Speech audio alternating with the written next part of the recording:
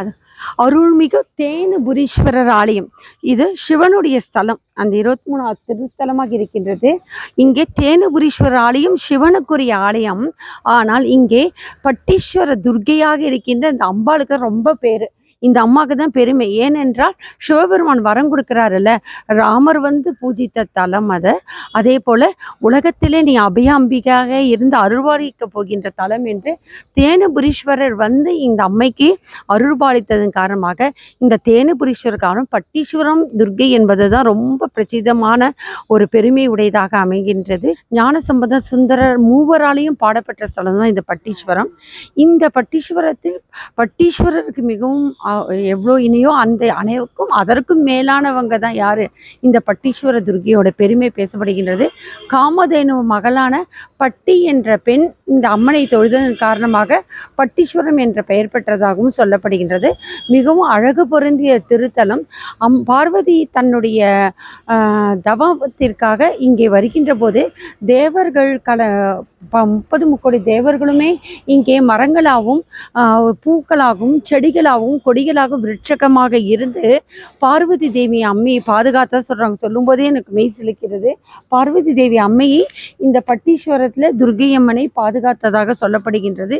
சிவன் அருள் பெற்றவர்கள், அதாவது ராமாவதாரத்தில் ராமர் இங்கே வருகின்ற போது எப்படி ராமேஸ்வரத்தில் தனுஷ்கோடி தீர்த்தம் உருவானதோ அதே போல இங்கேயும் ராமரால் உருவாக்கப்பட்ட அந்த தீர்த்தம் இருக்கின்றது.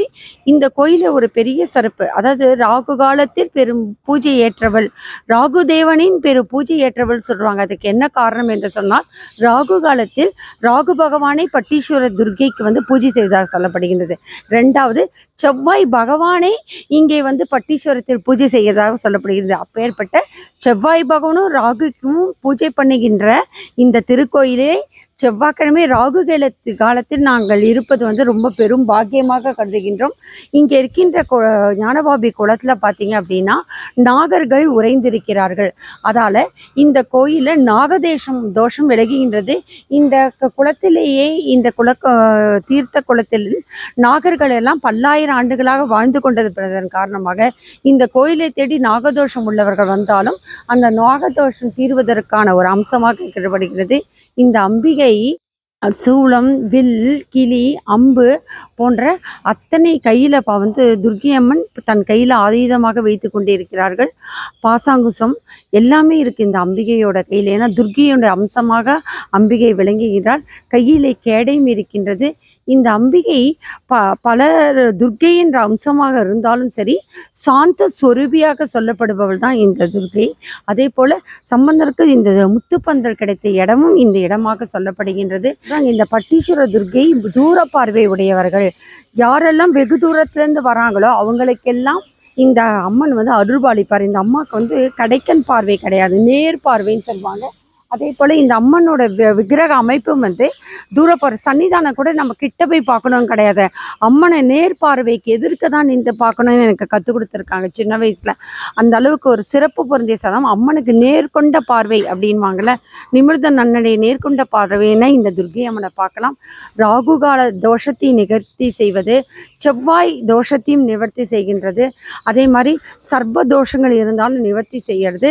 திருமணம் ஆகாதவர்கள் திருமணம், குழந்தை இல்லாத குழந்தைகளும். அதே மாதிரி துர்க்கை அம்மன் தன்னை நாடி வருபவர்களுக்கு எல்லாவித கஷ்டங்களையும் நீக்கி செல்வ செழிப்பையும் கொடுக்குறாங்க. நமக்கு வருகின்ற தடைகள், துஷ்டர்கள், துக்கங்களையெல்லாம் அகற்றுபவள் தான் துர்க்கை அம்மன். அந்த பட்டீஸ்வர துர்க்கை அம்மனுடைய ஆலயத்தில் இந்த எப்பேற்பட்ட புராணம் பாருங்கள். இந்த ஒவ்வொரு பிராகாரமும் இருக்குது. இங்கே சுற்றி வரத்துக்கே பல ஏக்கராக இருக்கும். இங்கே சிவனுடைய ஆலயம் அந்த பக்கம் இருக்குது. அந்த சிவன் ஆலயத்துக்கும் ஒரு தனி சிறப்பு இருக்குது. இப்பேற்பட்ட அமைப்புடைய இந்த ஆலயம் இந்த பிரபஞ்சத்திலே ராகுதேவனும் செவ்வாய் பகவானும் இங்கே பூஜிக்கின்ற ஸ்தலம். செவ்வாய்க்கிழமையும் ராகு நேரத்திலே இந்த 2 கோள்களும் பூஜிக்கின்ற தலமாக இந்த ஸ்தலம் அமைகின்றது. ஆனால் செவ்வாய்க்கிழமை ராகு காலத்தில் வருவது ரொம்ப மிக சிறப்பு. 3 மணிக்கு ராகு கால நேரத்தில் தான் நான் கோயிலுக்குள் நடை திறந்து உள்ளே விழைகிறோம். பெரும்பாலும் 4:30 மணிக்கு தான் கோயில் திறக்கும். ஆனால் இந்த செவ்வாய்க்கிழமை ராகு காலம் என்பதற்காக இந்த கோயில் நடை திறந்தது. இங்கே இருக்கின்ற விருட்சங்களே தேவர்களாக இருப்பதாக சொல்லப்படுகின்ற ஐதீகம். இந்த பிரபஞ்சத்தினுடைய ரொம்ப முக்கிய சக்தி இங்கே தான். ஏன்னா பார்வதி அம்மன் தவம் புரிந்து சிவபெருமான் கிட்ட அருள் பெற்று துர்க்கை அம்மனாக பாவிக்கிறாள், துர்க்கை அம்மனாக இருக்கிறாள். இந்த அம்மனுக்கு ரொம்ப விசேஷம் மடிசார் புடவை தான். இந்த மடிசார் புடவையினோட அமைப்பே தெரியும். கட்டுக்கோப்பாமல் பெண்கள் இருப்பதற்கான அந்த அமைப்பு தான் மடிசார் புடவை. அதே மாதிரி தான் இந்த அம்பிகை காம குரோதம் மத ஆச்சரியம் எல்லாத்தையும் உள்ளடக்கி இச்சாசக்தி ஞானாசக்தி கிரியாசக்தியுடன் அந்த சக்தியுடன் குண்டலினி எழுப்புகின்ற அம்சமாக இருப்பதன் காரணமாக இந்த கோயிலில் மட்டும் எந்த நேரத்திலும் சரி 9 கஜ மடிசார் புடவை தான் கட்டப்படும். அதுதான் இந்த சிறப்பு. அது மடிச்சாரம்ன்ற ஆச்சாரமே அந்த பெண்ணுக்குரிய ஒழுக்கத்தை கட்டுக்கோப்பாக கொண்டுகின்ற உடல் ஆடையின் மூலமாக உள்ள ஆடை இருக்கணுன்ற அந்த அம்சத்தில் அந்த அம்பாள் அந்த மாதிரி ஒரு மடிசாரோட அம்சத்தில் அம்பாள் இங்கு வீற்றிருப்பது தான் எங்களுடைய தனி சிறப்பாக சொல்லப்படுகின்றது. அம்பிகை பார்வதி அம்சமாக இருந்து துர்க்கி அம்மனாக இருக்கின்ற அம்பிகை சாந்த சொரூபியாக தூரக்கண் பார்வையோடு நமக்கு வெற்றியை தருவதாக இருக்கிறார்கள். சோழர் காலம் 6 அல்லது 7ஆம் நூற்றாண்டு காலத்தில் சோழர்கள் வழிபட்டது, நாயகர் காலத்திலும் வழிபட்டதாக இந்த கோயில் சொல்லப்படுகின்றது. இந்த துர்க்கை அம்மன் சோழர்கள் தன்னை வெற்றி தேடி தருகின்ற கொற்றவையாக நினைத்து இங்கே போருக்கு செல்வதற்கு முன் இந்த துர்க்கையை வணங்கி போரில் வெற்றி பெற்ற பிறகு இந்த துர்க்கைக்கு அவர்கள் காணிக்கை செலுத்தியதாக அபிஷேக ஆராதனை நடத்தியதாக சொல்லப்படுகின்றது. ராகு கால நேரத்தில் இந்த துர்க்கையை கடைக்கண் பார்வைக்காக நேர்கொண்ட பார்வைக்காக நவராத்திரி நேரத்திலே இச்சாசக்தி ஞானாசக்தி கிரியாசக்தியோடு இருக்கின்ற முப்பெரும் சக்தியாக இருக்கின்ற நவகிரக நாயகியாக இருக்கின்ற ஆதிபராசக்தி அம்சமாக பார்வதியாக அவதரித்து சிவபெருமான அருள் பெற்ற ஒரு திருத்தலத்திலே இன்றைக்கு நவராத்திரி இருக்கின்றோம். நவகிரக நாயகியோட அருளும் ஆசையும் இந்த எல்லா ராகுதோஷம் சர்ப்பதோஷம் செவ்வாதோஷம் திருமண தடை எல்லாம் நீங்கி அம்பிகை நல்ல ஆசை அனைக்கும் தர வேண்டும். ஓம் காத்தியாயனாய் வித்மகே கன்னியாகுமரி தீமகே தன்னோ துர்கே பிரஜோதியாத். இதுதான் துர்க்கையோட அந்த மந்திரம், காயத்ரி மந்திரம். அதே போல தேவி துர்கையே ஜெய தேவி துர்கை என்ற பாடல். துர்கா அஷ்டோத்திரம் சொல்வாங்க, வாக்குமானவள் துர்கா வாழ்வுமானவள் துர்கா வாக்குமானவள். அது ரொம்ப துர்கை அஷ்டோத்திரம் இங்கே படிக்கப்படுகிறது. அதே மாதிரி ஜெய ஜெய தேவி துர்கா தேவியின் அந்த ஒரு பாடல். இதெல்லாம் ராகு கால நேரத்தில் துர்க்கை வழிபாடுன்ற நூலே கிடைக்கும். அந்த துர்க்கை வழிபாடு நூலில் ராகு காலத்தில் துர்க்கை வழிபாடுகின்ற பூஜை முறை இருக்கின்றது. கடல் கடந்து இருந்தால் கூட இந்த துர்க்கையை நினைத்து நீங்கள் என்ன செய்யலாம், உங்கள் வீட்டிலேயே ராகு கால நேரத்தில் இந்த துர்க்கை பூஜை செய்யலாம். அல்லது கோயில் பக்கத்தில் இந்த பூஜையை நாம் உங்கள் அருகில் உள்ள கோயிலில் சென்று செய்யலாம். பட்டீஸ்வர துர்க்கை அம்சத்திற்கு உரித்தான ஒரு தெய்வமாக துர்க்கைக்குரிய மூலஸ்தானமாக இந்த பட்டீஸ்வர துர்க்கை சொல்லப்படுகின்றது.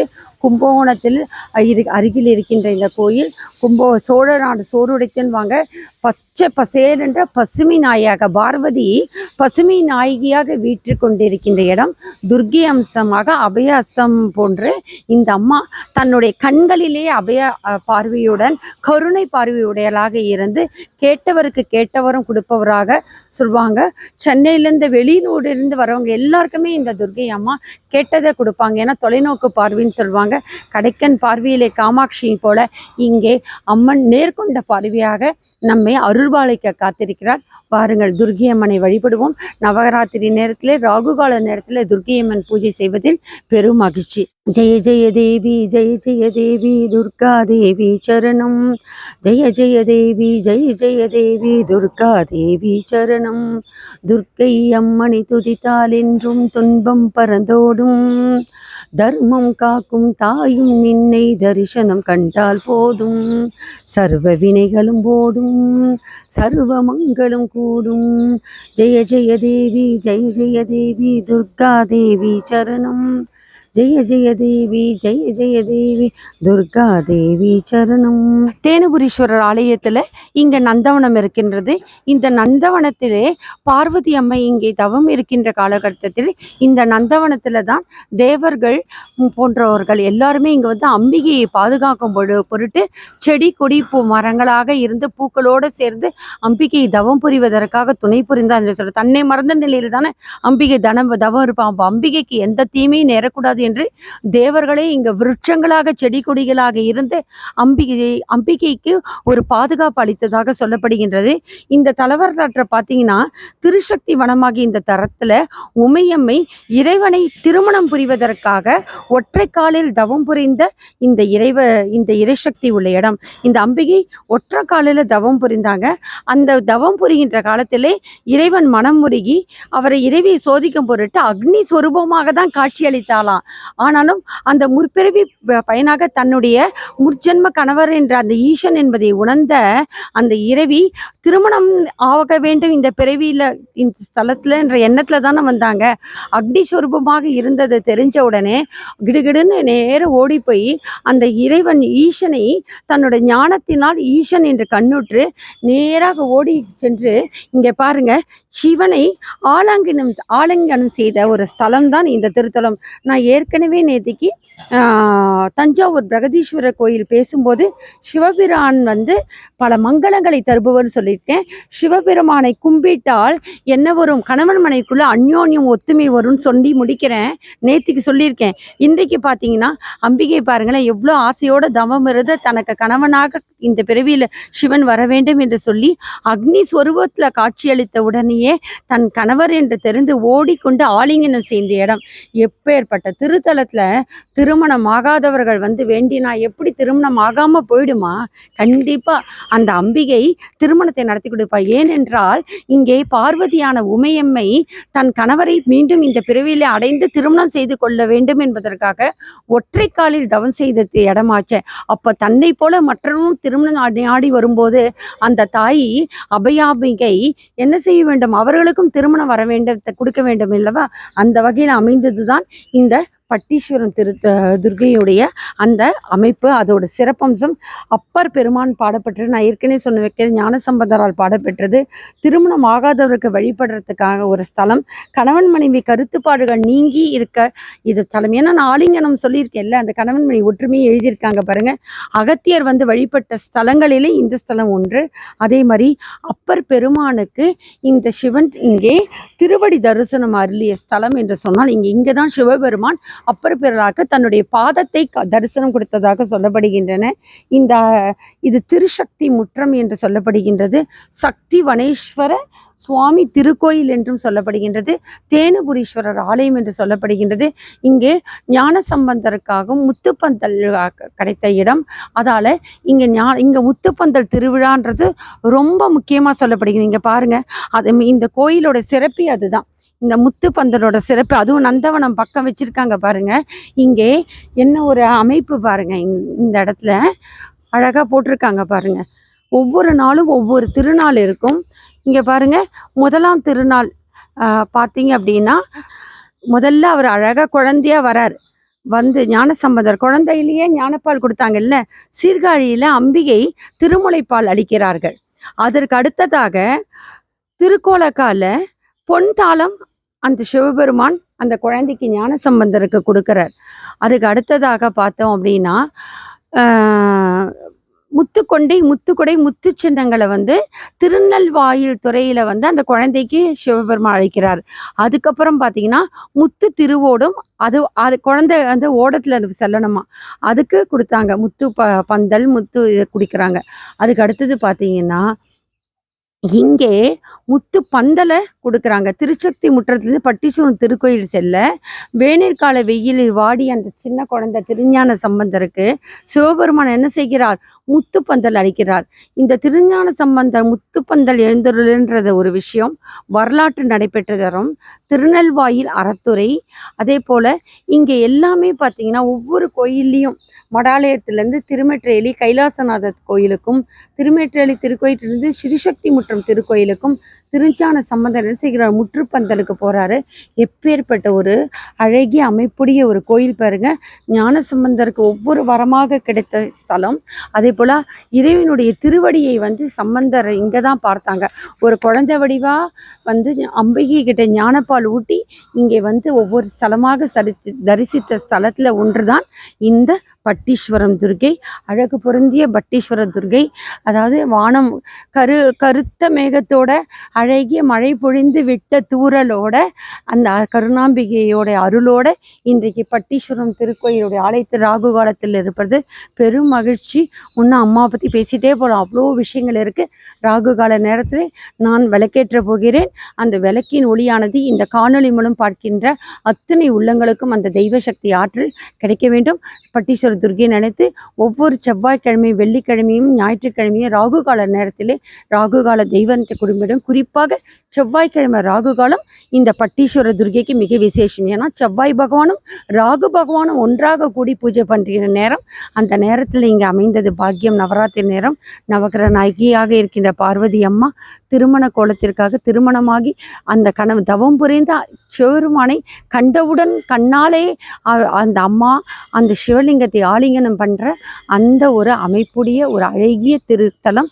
கணவர் மன்ற ஒற்றுமைக்காகவும் திருமணம் நாடி வர வேண்டும் என்பதற்கெல்லாம் உடனடியாக திருமணம் நடக்கின்ற ஒரு அழகிய திருத்தலத்திலே அபியாம்பிகா இருக்கின்ற பட்டீஸ்வர துர்க்கையை நாம் காணுவோம். வாருங்கள். ஓம் சக்தி, ஜெய் கணேஷா, ஜெய் வராகி. ஓம் துர்க்கை அம்மனை போற்றி.